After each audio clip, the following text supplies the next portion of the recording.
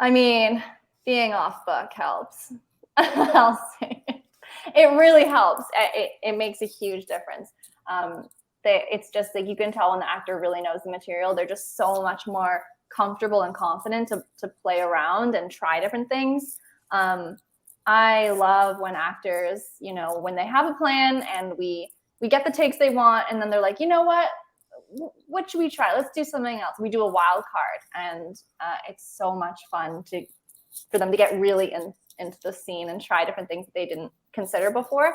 So the good, the bad, the ugly. The good, off book.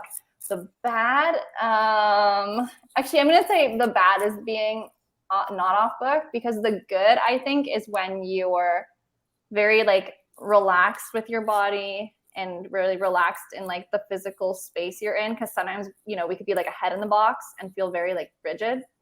But if you really let them breathe, get them to do a couple run throughs, block it out if they want. I always try and encourage actors to walk in or walk out, have some sort of movement. Even if we cut it out later, just gets them into the environment.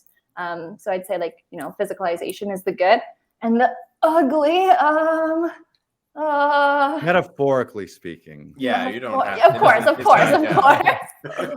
I'll tell you who's ugly. That Lars guy. He's got that one eye. I don't. That's tricky. I think the ugly is when there's missed opportunities in the text. Because you can keep digging, right? Acting is, I think, 60% detective work sometimes, especially with auditions. They don't give you a lot, so you're trying to find as much detail as you can in the scene to make it, your own. One thing I love doing with actors is finding something that they connect with emotionally. And I did a session recently with an amazing actor who, she connected to the character from her own personal experience. So we stuck with that and made that more of a bigger thing in her audition. And she felt super great and confident with her takes. And that is the most important thing. We can't control if the actor books or not, but we can make sure they feel super proud of their work and of themselves as an artist when they come and when they leave. So yes, that's thank you. Nice. I love what you said about preparation, because I think we can all attest to that. I know I've several times been super guilty of not spending enough time beforehand, the way, especially in a self-tape, because there's something that tricks you in a self-tape that you can use the session as also rehearsal, which you can. But I've gone into self-tapes where with the preparation that I would never go into a live audition, because when you go to a live audition, you got one take, maybe you get two, whereas in an hour in a self-tape audition where you have the luxury of looking at it over and over again and watching it back, you can kind of hone it and craft it as you go. But it's like anything in life. The more time you spend in it, the more you're going to find and the deeper it's going to go. And we've all had that experience, whether it's a live audition or a self-tape, where afterwards you think, oh crap, that would have been a great idea. Or what if I had to work that into it? Where you find all these other creative things, which had you spent more time on the text so that was in your body, maybe done a warm up so that you were very relaxed and physically you were all connected.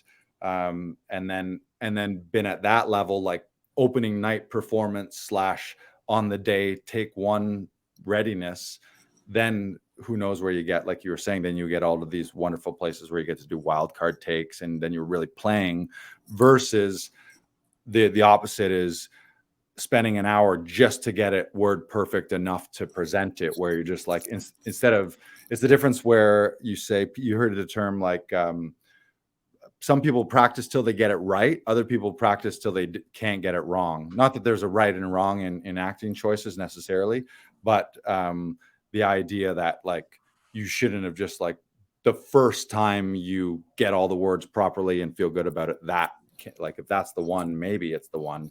But if you had to spend more time in advance, and you would have got somewhere much further. So I love that answer is what I'm saying to you, Amy. That answer was spot on. And I love the fact that you said you try and ask them what makes them connect to the piece emotionally. And I think that a lot of times there's actors that get so focused on learning the lines that they forget about the emotional side of things. And like, I think it's especially important as we are session directors and we do run audition tapes, that we do make sure that we make a point of asking what is either the emotional relationship, how are you emotionally connected to the piece, and what are you fighting for emotionally to get in the piece? Because I think those are just so crucial, such crucial questions that we have to be asking. And sometimes we have so many other things that we're worrying about that when we don't do that, it's not as impactful as when we do ask those questions. Yeah, text analysis, I think, is super key for all of it. And it's not everyone likes doing the work, right? Which I know I'm guilty of it as well, especially when it's, an audition that you've gotten last minute and you're stressed and you just want a clean take that you feel, okay, my agent will like this. Okay, I feel good about this. But I think that's what makes the opportunity we have as session directors so special, is that we get to kind of like slow actors down and be like, okay, we're just looking at this one piece right now, one scene. Like, let's start there. Let's work on that. And we can talk about the job and everything else after while we're editing. But right now, like, let's just be as honest and authentic as we can in these takes and be proud of our work, because this is the job, right? The auditions are the job until the job is the job. Yeah.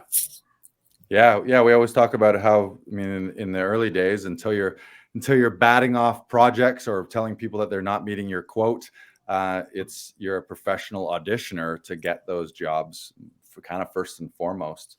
Brandon, I love what you said too, is it's so often it's just a little extra thought into what is the relationship, like who am I actually talking to? What am I fighting for? AKA, what do I want in the scene? And then sometimes it's just dialing up the importance, like almost like care more about this. Like when you watch scenes where you see someone really caring about something, big wins, big losses, lots of competition, they're really fighting.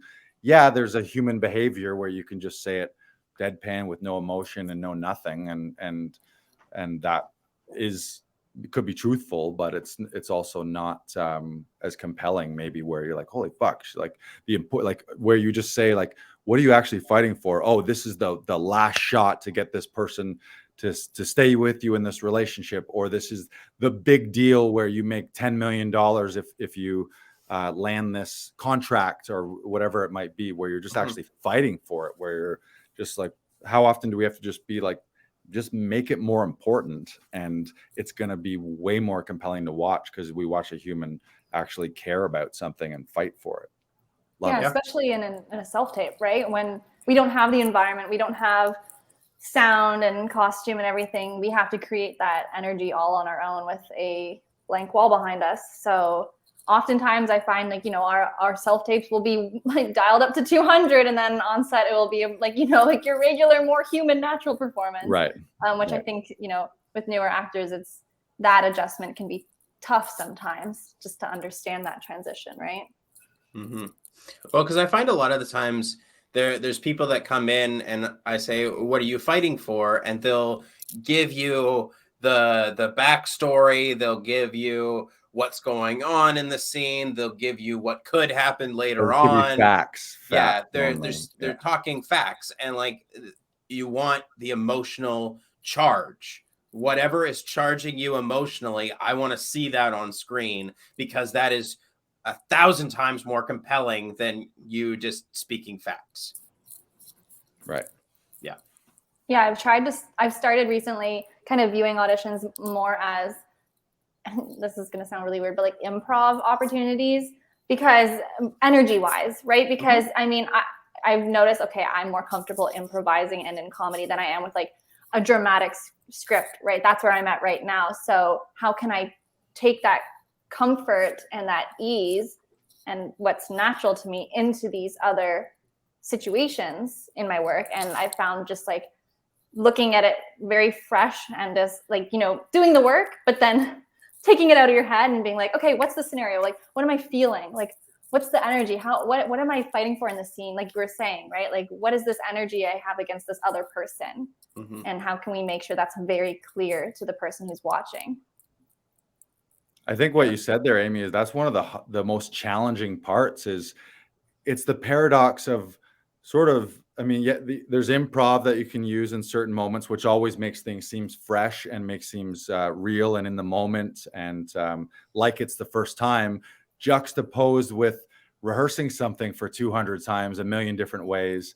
But then, yeah, you can't look like you're rehearsing this. You can't look like this epic speech that's supposed to just come out of the moment in the scene, in the script, and then all of a sudden you're sort of like, in real life we are improvising always, so it has to, at least, whether you actually use improv in the moment in the take, it has to at least appear like it's been improvised, which is also one of the, like, that's one of the most amazing things when you see an actor just crush something. And it was like, that was like especially if it makes you afraid or it makes you cry or it actually emotionally affects you, because then that means no part of you ever was thinking, oh, this guy's a really good actor right now. You're just watching the character in these given circumstances doing whatever they're doing, and it's affecting you. And you're not even thinking, you're just buying the whole thing. Like, holy shit, this guy's running from zombies right now, and he's trying to save his kids from zombies, and oh, what's going to happen to him? But like our smart, the other side of our brain knows that it's an actor doing all that, but when it's done really well, you're just like wrapped up into it. Oh yeah, and I'll tell the actors I'm working with if I'm affected by their work. You know, I'll be like, you know what, that take, like, I'll ask them, of course, like, how did you feel it went? And then I'll let them know. I was like, you know what, that really affected me. Like, I was moved during that take. So as an audience member, like, this is a strong take because I was just reading for you and you got me emotional. So like, I think sometimes pointing that out to actors, because it's so hard to assess our own work. Like, I find it's, I mean, I don't know about you both, but I hate watching myself back and trying to decipher if this is the strongest take or not. So having someone say like, yeah, I liked that performance. I felt what you were going for there. I find so helpful. Mm-hmm. I definitely used to agree with you on that. I definitely used to, because I still hate watching my, right. I still hate watching myself, but like, it's so constructive to be watching yourself because you are your toughest critic. And so you will find the little details and you'll say, no, that doesn't work. Even now, after watching this self-tape 3 weeks later, like, oh, if I had done this, that would have been better. And like, you need to, I think you need to be constantly viewing yourself, even later after you've done the self-tape, continuously watch yourself so that you can find those minute details that you didn't notice when you were originally doing it, so that you will notice it when you are doing it the next time. Yeah. Oh, exactly. I think it's a tough exercise sometimes, depending on the projects that you don't book, but sometimes taking those auditions that you didn't book and refilming them, and trying to, I mean, I don't like the phrasing, check all the boxes, but in the sense, you know what I mean? Like being like, okay, if I had the chance to do this again, how would I do it differently? And comparing those takes and saying, okay, 6 months from now, maybe would I book it? Am I improving? Like, do I feel better about it at least? Mm-hmm. So that kind of personal feedback, you're right. It's so important.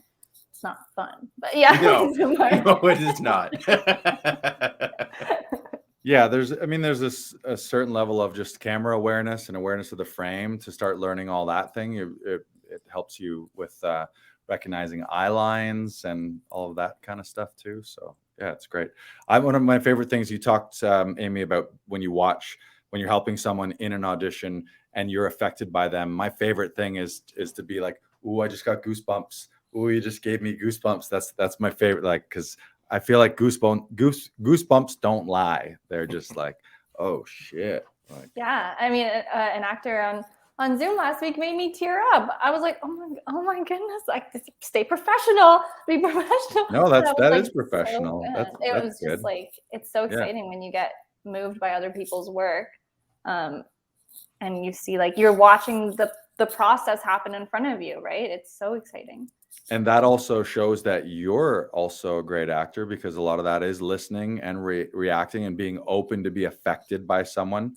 No, a lot of people would like you wouldn't even get there because there'd be like a barrier where you wouldn't be invested, you wouldn't be looking at them and listening to them, and your body wouldn't be open to those kind of experiences where you just be like, I'm just going to clam it up. I'm Yeah, just going to shut shove down. my I know. I'm just going to shove my feelings in a jar and I'll put the jar on a shelf. I know. That's why I think acting is so healthy. Like, it's so weird. Like, I think it's so, maybe the industry, some people say is not, but I think the actual craft is so beneficial to like our communication skills, our well-being mentally, our awareness, our empathy. I just think it heightens all of that and makes you more appreciative of just like your fellow human beings, and it makes you more like, okay, like that person's having a bad day, like they could be going through something, like you're just more, I don't know, more empathetic. Yeah, that's the word. Thank you.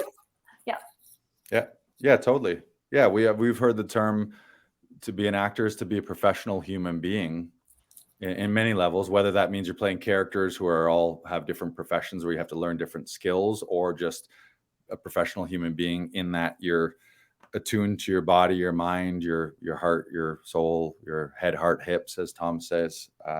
You're fully functional, fully expressed human being. Love it. Love this. Love it. And I'll just say, half the block usually hears me say it's a great take. So. Oh yeah. As you were speaking about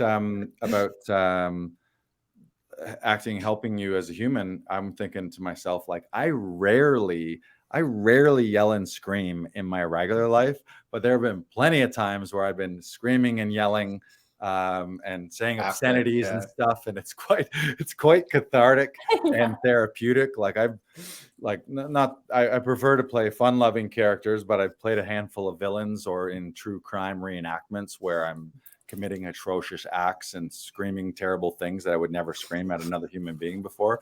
But it's all, at the end of it, you're like, oh fuck, that felt amazing, which is in a weird way. But I mean, that's one of the best parts, right? We get the opportunity to try on different lives, like clothes, right? It's so fascinating. I mean, I'm always just like, oh, maybe I should be this or maybe I should be that. And I'm like, well, that's why being an actor is great, because I can just get the opportunity to just try anything. Yeah. Right. Right. Yeah. We talk about how, like, in life, you want to be like very zen and calm and pretty, have some ups and downs, but not too high, not too lows, not too much conflict. But in acting and on screen and on stage, it's all the opposite of that. It's like fucking fights and screaming and yelling and highest emotions, like full expressed love and then full expressed despair when that love blows up. Like, yeah. Or you see people in real life and you're like, man, what a scene that is. Like, you'll be walking down the street seeing a couple scream and yell at each other, and you're just like, perfect. You guys are nailing this right now. Their vocal awareness. Vocal, fully physically expressed. Vocally, they're there. The intensity, they care. They're fighting for what they want. Like, all of I find it affects how I watch like content now. Like, I'll watch like a TV show or a movie, and it could be like the most I don't know, like horrible scene or something, maybe weird or not. Maybe it's not even that exciting is happening, and I'm just like looking at this like an actor. I'm just like, beautiful, just beautiful. Right. Just beautiful. And so people are like, why are you calling them beautiful? I'm like, because they're so there. They're being like, they're so honest right now. It's so great. I like seeing background passes and background action where I'm like, that guy mopping in the background. I love it. Or you just see like or a well-timed pass, and it's just like, kudos to that person. Where I know, like, depending on if that was early in their career, they would be telling their family and friends, like if it's in a big movie, in a big scene, big lead, and then they're like, see right behind Al Pacino's head, boom, nailed it. Open the door, walked out of frame. Oh, I get so excited for the people who come on with one line. I get so pumped. Like I'm serious. I'm like, yes. And then they leave and I'm like, I'm like, great so job. good. Yeah. I'm like, because I'm like, that scene's probably going to help them go on to even more work. Like, how many people did they have to go up against to get that? Like, there's, you feel so proud of your fellow actors sometimes. Right. And you'd be like, dude, oh my God, I saw you way back in the day when you bought a hot dog at the hot dog stand right before Alec Baldwin bought a hot dog from the hot dog. You nailed that last. You nailed it. You were just like, mustard mustard and relish, please. And then you're out of there. Nailed it. Nailed it. Nailed it.